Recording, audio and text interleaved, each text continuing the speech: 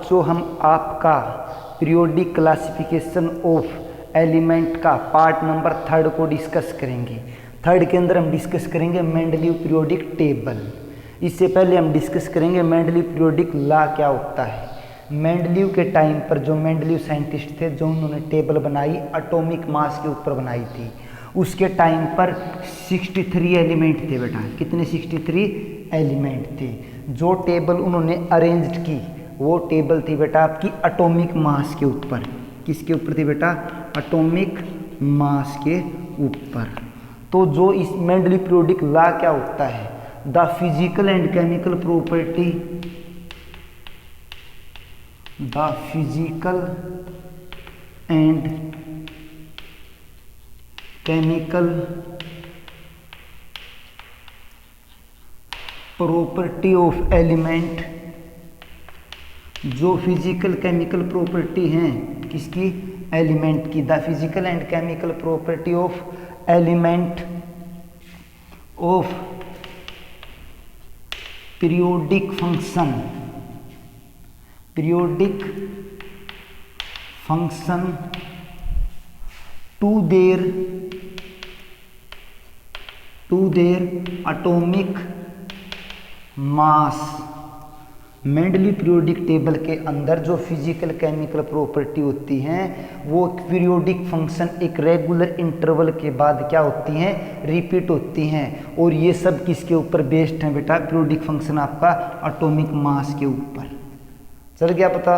अब हम डिस्कस करेंगे बेटा आपका मॉडर्न पीरियोडिक टेबल। क्या डिस्कस करेंगे बेटा?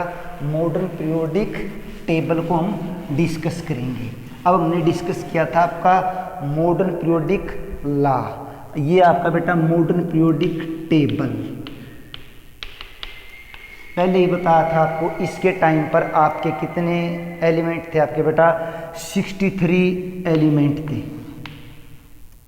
और इन्होंने इस टेबल को बनाने के लिए 63 कार्ड्स लिए और दीवार के ऊपर चिपका दिया, और उसके अंदर डेंसिटी और मास को ध्यान में रखते हुए उनको अरेंज किया दीवार के ऊपर। तो हम बोल सकते हैं it is the study of, it is the study of element. Study की वह किसकी? एलिमेंटों की।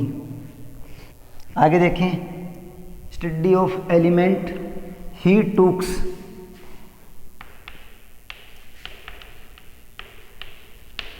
(63)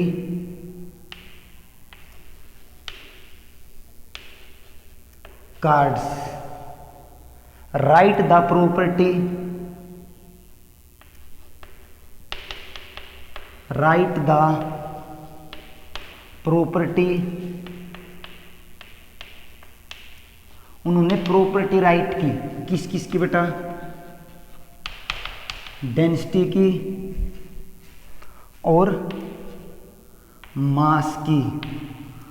on each element, on each element, प्रत्येक एलिमेंट की। अब आपने देखो बेटा, ये इसके बारे में छोटी छोटी बातें थी जो हमने डिस्कस की। सबसे मेन इंपॉर्टेंट क्या बात है? जो नेक्स्ट पॉइंट है बेटा, ये आपका फर्स्ट पॉइंट था। नेक्स्ट पॉइंट के अंदर हम डिस्कस करेंगे when the element are, when the element are arranged in increasing order of. जो उन्होंने एलिमेंट अरेंज किए थे एटॉमिक मास के इंक्रीजिंग ऑर्डर में किए थे। जब एलिमेंटों को अरेंज कर रहा था तो विशेष तौर पर उन्होंने बात का ध्यान दिया, जो एटॉमिक मास है वो इंक्रीजिंग ऑर्डर में है। When the element are arranged in increasing order of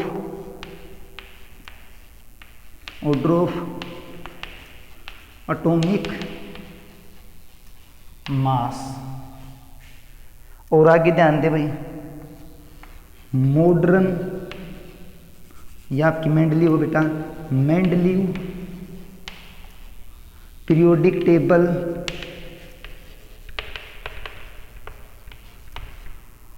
Mendeleev periodic table is based upon जो आपकी मेंडलीव पीरियोडिक टेबल थी किसके ऊपर बेस्ड थी, आपकी chemical property of element,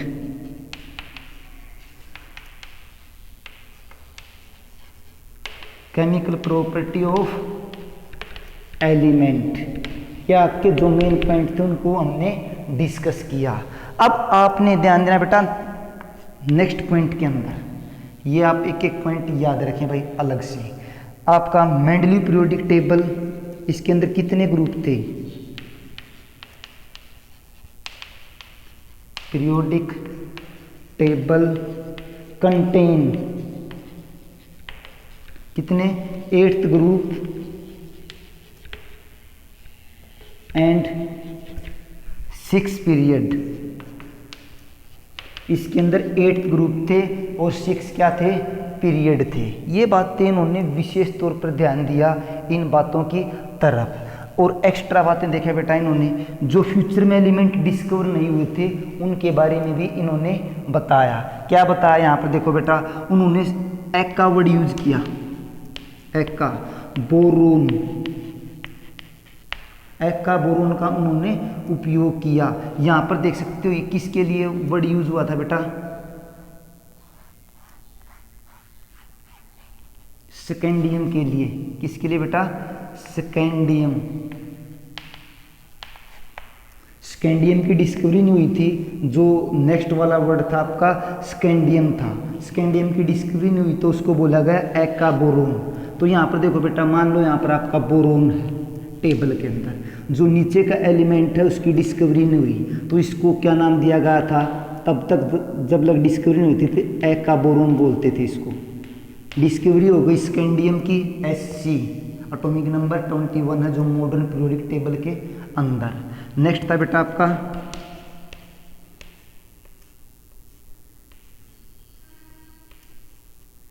Ekka aluminium आएगा, गैलियम। और सिलिकॉन के बाद किसकी डिस्कवरी हुई थी बेटा, जर्मेनियम की, जर्मेनियम की। नेक्स्ट वाला एलिमेंट जर्मेनियम था, इतने उसकी डिस्कवरी नहीं हुई तो नेक्स्ट वाले एलिमेंट के लिए यूज किया इन्होंने किसका वर्ड भाई, एक्का सिलिकॉन। अब इस टेबल के अंदर अनेक कमियां थी, पहले आपको छोटी सी टेबल बना के दिखाएंगे जितनी हमने ज़रूरत है, बाद में इसकी हम लिमिटेशन लिखेंगे। क्या लिखेंगे बेटा, लिमिटेशन।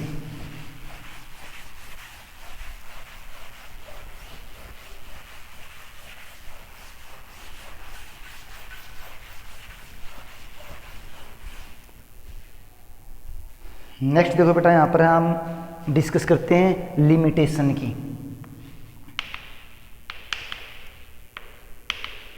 लिमिटेशन ऑफ मेंडलीव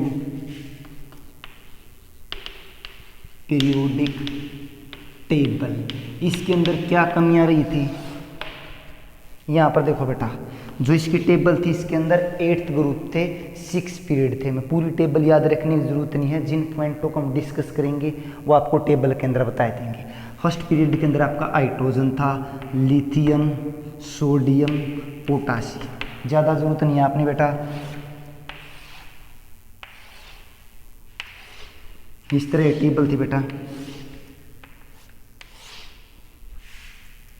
चल गया पता।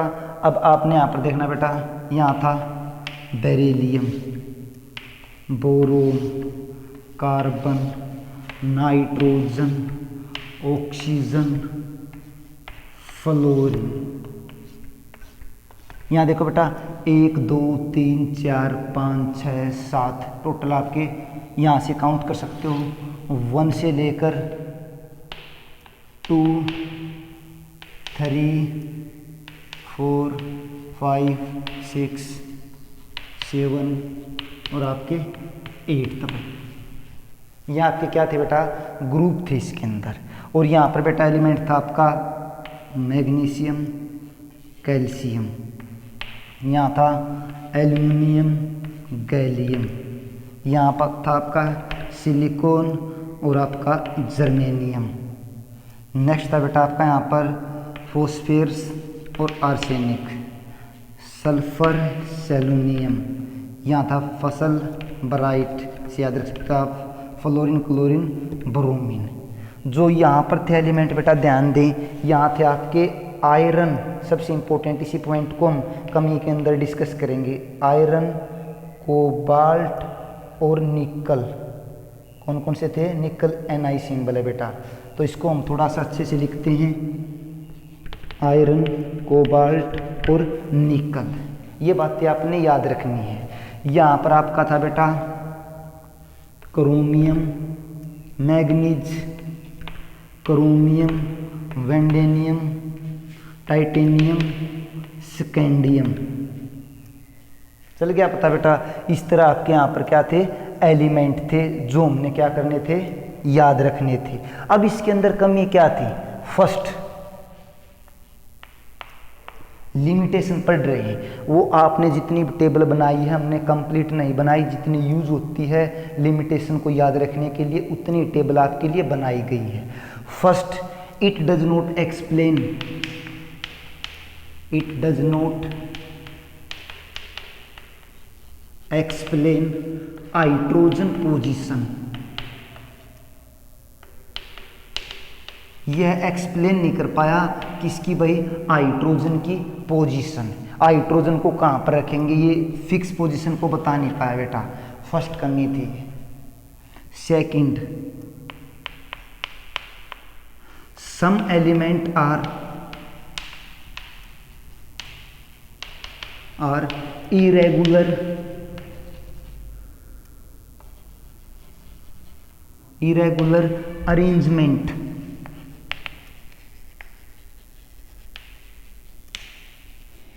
like nickel are placed, nickel are placed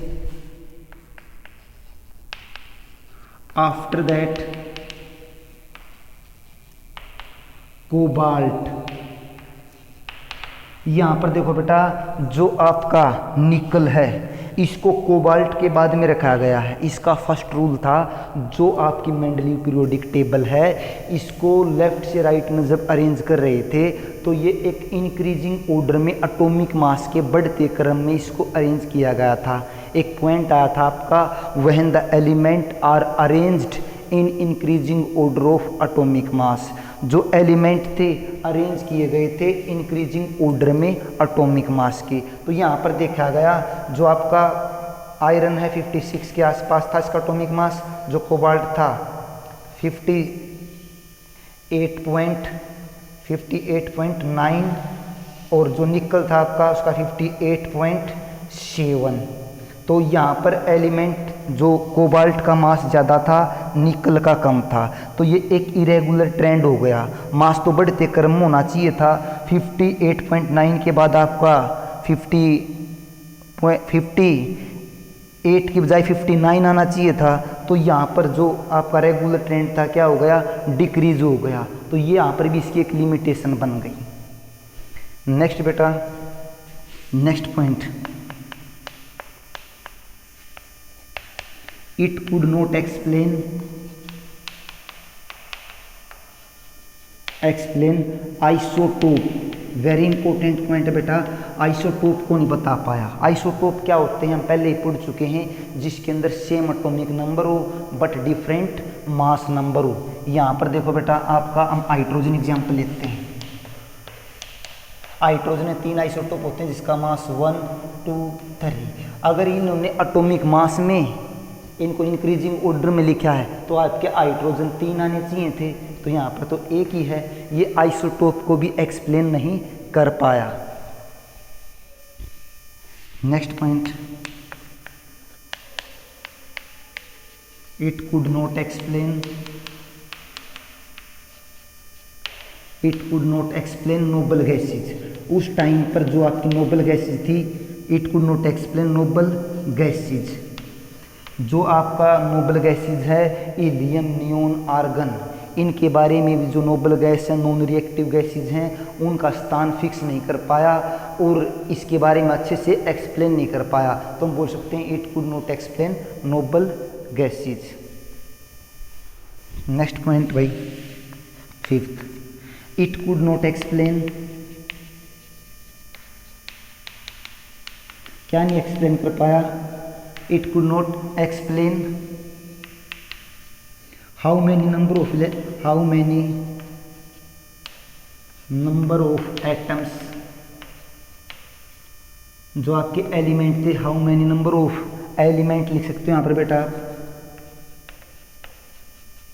how many number of element in between two element, इस बात को एक्सप्लेन नहीं कर पाया। अगर इस बॉक्स के अंदर यहाँ पर देख सकते हो, इस टेबल के अंदर जो आपका ये बॉक्स बना हुआ है, इसके अंदर हम कितने एलिमेंट ले सकते हैं, तो यहाँ पर देख रहे हो आप, जो आयरन है, कोबाल्ट है, निकल है, निकल और जो आयरन है इसके बीच में कितने एलिमेंट आएंगे, 2 एलिमेंटों के बीच में हम कितने एलिमेंट रख सकते हैं, ये इसके अंदर एक लिमिटेशन थी। एक और आप याद रख सकते हो बेटा, इन्होंने जो यहाँ पर ध्यान दे बेटा, जो आपकी मेटल और जो नॉन मेटल है ये एक बॉक्स के अंदर रखा गया, इस बात को भी वो एक्सप्लेन नहीं कर पाया। इसी के साथ आपका जो पार्ट नंबर 3 है यहीं पर समाप्त होता है।